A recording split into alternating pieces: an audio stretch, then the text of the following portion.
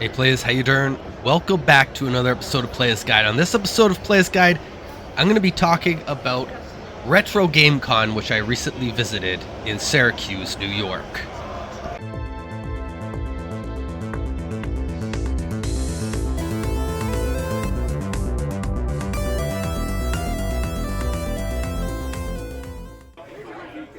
But first, I wanted to touch a little bit upon the Niagara video game swap, which I know I've made videos of before.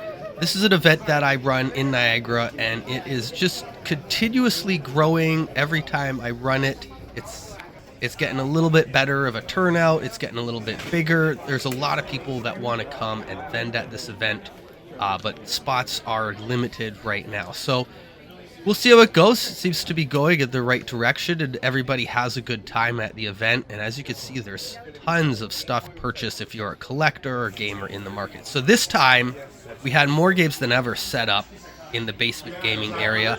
That was thanks to GameStop, who was giving a bunch of stuff away and had VR set up, as well as Gaming Gators, who set up this free play retro gaming area. And then on the outside, we had more games with 905 Gaming. All right, now back to Retro Game Con in Syracuse, New York. So this was the busiest I had ever seen Retro Game Con. In fact, the lineup when we got there almost wrapped around, I would say more than half the building. I don't want to say the entire building. I would say it was a good 2 blocks though, the line to get in. And it was very busy, but later on in the day, I went Saturday, it did die down. Now, there was lots of craft vendors, which in the past I had thought sometimes there had been maybe a little too many. But over the years, they've really done a good job of balancing this con out. So they have different indie developers set up.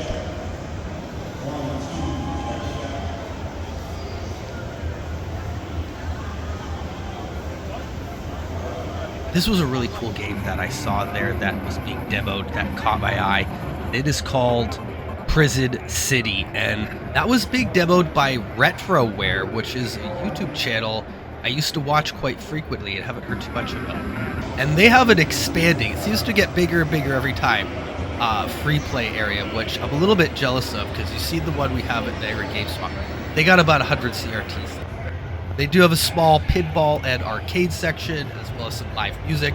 They have this Elite Cup every year. I'm not so familiar with the Elite Cup, but it's some sort of esports network. I think they were doing Mortal Kombat and Rocket League this year. Another thing that seems to be growing interest there is the role-playing games. They have special guests that you can hear. A lot of voice actors. I'm not as much into that. And then different crafts that are selling. And they've had better stuff this year. I know one year there was a lot of perler art. There's a lot of original and unique stuff that I saw this time. Anyways, guys, that's a little taste of some of the conventions I've been to. Hope you enjoyed the video. Thanks so much for tuning in, and I'll catch you on the flip side.